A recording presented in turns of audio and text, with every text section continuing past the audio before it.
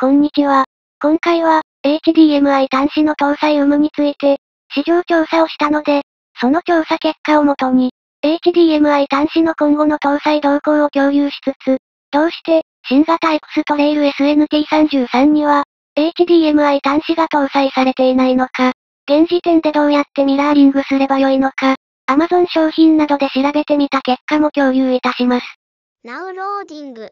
ではまず、日産車種で、HDMI 端子が搭載されている車種から見てみます。新型 X トレイルが発売された時期の前後で、販売された車種をメインにまとめています。まず、X トレイルが発売される前に販売された、オーラについてですが、全グレードで HDMI 端子が標準設定されています。設定されている箇所は、コンソール下ですね。コンソールは、運転席と助手席を隔てる壁みたいな箇所のことで、オーラは、そのコンソールが上下2段構造になっています。HDMI 端子は、コンソール下段側に搭載されています。HDMI 端子を接続するカメラなどのデバイスを、コンソール下段に置いたまま、HDMI 端子が接続できるので、利便性はかなり高いと思います。新型 X トレイルも同様に、コンソールが上下2段に分かれているので、X トレイルにも HDMI 端子が新設されるようであれば、ぜひコンソール下段に設置してほしいですね。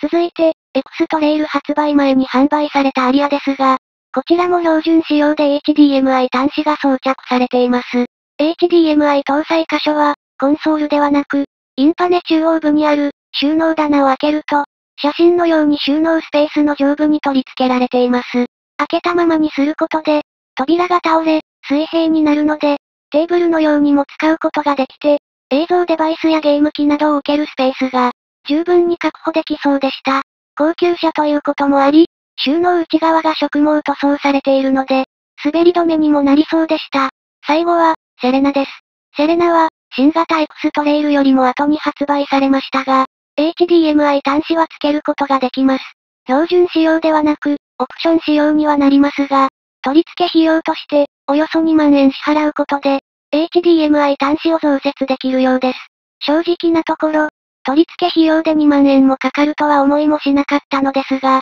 標準仕様で搭載されている、オーラやアリアも、HDMI 端子を標準で付けることで、数万円レベルの費用が発生している可能性が考えられますね。この費用の高さについては、別の車種とも比較をして、費用が高すぎないかを確認してみたいと思います。あと、他に気づいたこととして、上記、3車種において、HDMI 端子の上に、HDMI のロゴが記載されており、蓋なし構造で統一されていることも分かりました。アリアだけは、収納用の扉があるので、インパネ全体として見ると、蓋付きとして見ることもできるかもしれません。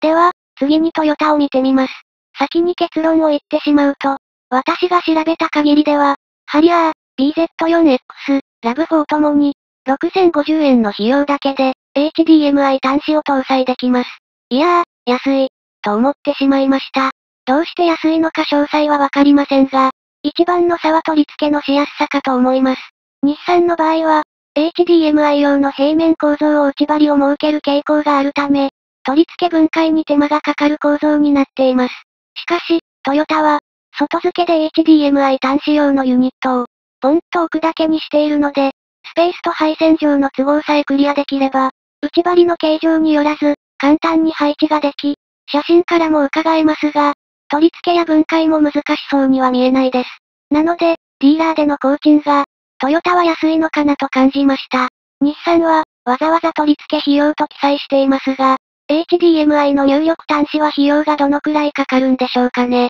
取り付け費用含めて、6000円だったら、絶対購入します。ハリアーのカタログもらってきたのですが、カタログ上の表記はこんな感じでしたね。HDMI 入力例を見ると、iPhone でのミラーリング表示例があります。おそらくですが、iPhone での使用事例が多いことが伺えます。iPhone の場合は、別売りのライトニングディジタル AV アダプタが必要で、6000円くらいしますので、そのことも考えて購入検討した方が良いです。一方、Android の場合は、機種によって HDMI でのミラーリングに対応していない場合があるので、ウェブ上でミラーリング診断してみることをお勧めします。概要欄に関連リンクを残しておきますね。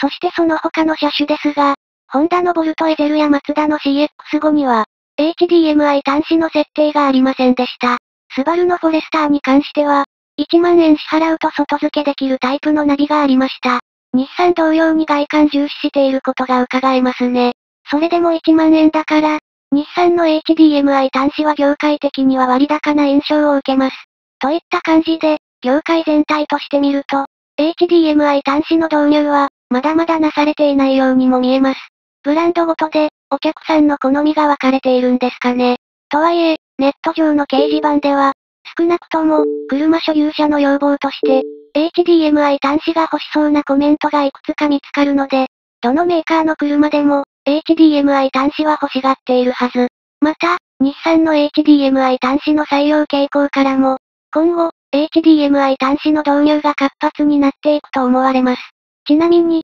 私が独自に集めたデータによると、新型 X トレイルにおける HDMI 端子の記事や動画は、アクセス数が多いことが分かっており、X トレイルだけ需要がないということもなさそうです。ブログの記事アクセス数はこんな感じ。HDMI の記事がダントツのアクセス数です。では、どうして X トレイルでは、HDMI 端子が採用されなかったのか。その理由は、アメリカで先行して売られていた、日産ローグが関係してるのではないかと考えています。視聴者さんから教えてもらったことなのですが、日産ローグは、新型 X トレイルの兄弟車両のようで、内外装のベースが X トレイルに非常によく似ています。その日産ローグには、HDMI 端子が搭載されていません。日産キックスもありましたが、先にベース車両が海外で発売されていると、たとえ、車種名が変わっていても、そのベースをある程度継承した状態で、国内でも販売されていることが伺えます。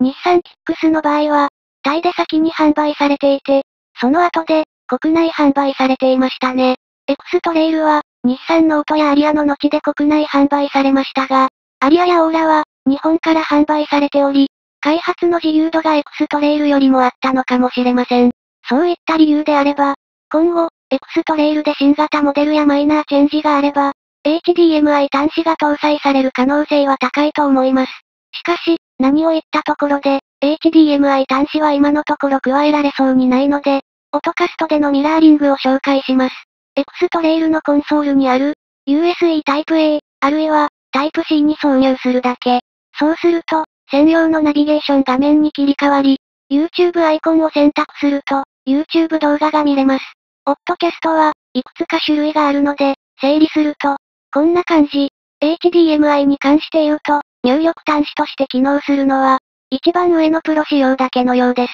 まあただ、スマホ画面のミラーリングができれば良いということであれば、真ん中のピカソーにでも十分かと思います。とにかく、YouTube さえ見れれば良い人は、一番下の U2 プラスでも良いと思いますね。オトカストに Google プレイストアが入っており、そこからアプリをダウンロードできるそうです。YouTube アプリ自体は元から入っているようですが、他のアプリも入れられるようなので、嬉しい機能だと感じました。いずれも高価ですが、走行中でも見れるので、助手席にいる人が、退屈にならずに済むのも嬉しいですね。X トレイル以外でも使えるので、車を持っていなくて、レンタカーを使用する人にとっても、おすすめの機器だと思います。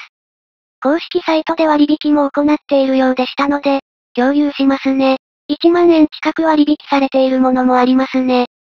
難点としては、オッドキャスト用のネット回線が必要なので、スマホでテザリングを行うか、新しく SIM を用意してオトカストに入れ込むか、あるいは、日産のドコモインカーコネクトに契約して、社内ネットを準備する必要があります。実際の使い方は、詳しく説明している方がいらっしゃいましたので、そちらも合わせてご覧になってください。まあでも、オトカスト自体かなり高価なので、やはり HDMI 端子は導入してほしいですね。私も問い合わせメール送りましたが、日産公式ホームページで、HDMI 端子が欲しいと訴えかけ続けます。スマホのミラーリングしたいと思う方は、コメント欄でもいいので、ぜひ、感想を聞かせてもらえると嬉しいです。それではまた。